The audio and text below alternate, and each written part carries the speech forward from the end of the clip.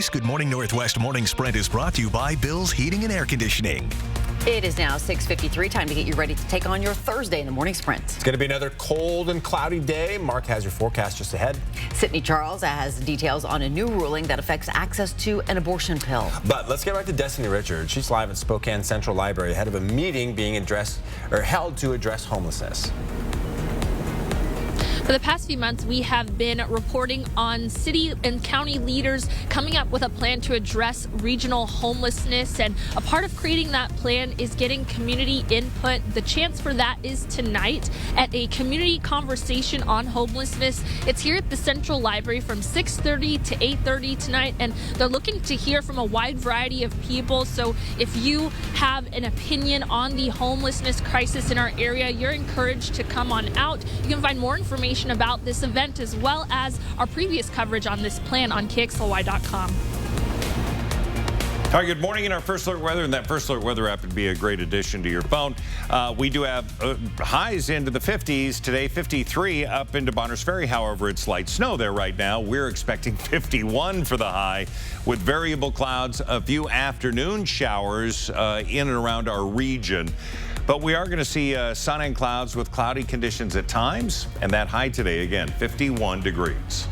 Less than 24 hours after he was stabbed by a group of teenagers, a Spokane man was back in downtown.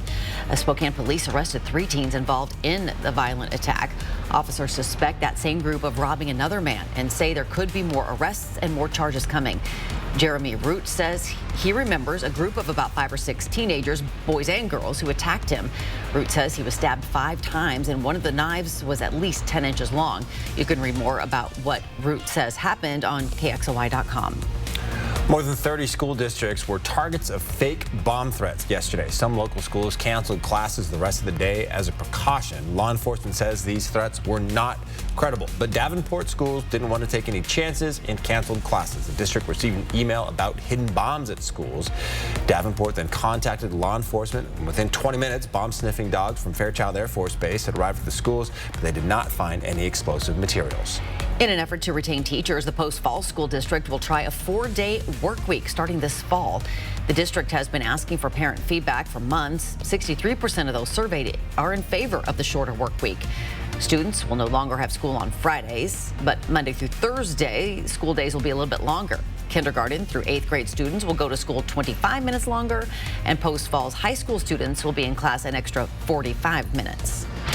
Some breaking news this morning. Some tense moments in Japan. A North Korean missile launch triggered an emergency alert system in the northern island of Hokkaido today, warning millions of people there to take cover. The missile reportedly fell outside of Japanese territory, though, in the waters off the Korean peninsula.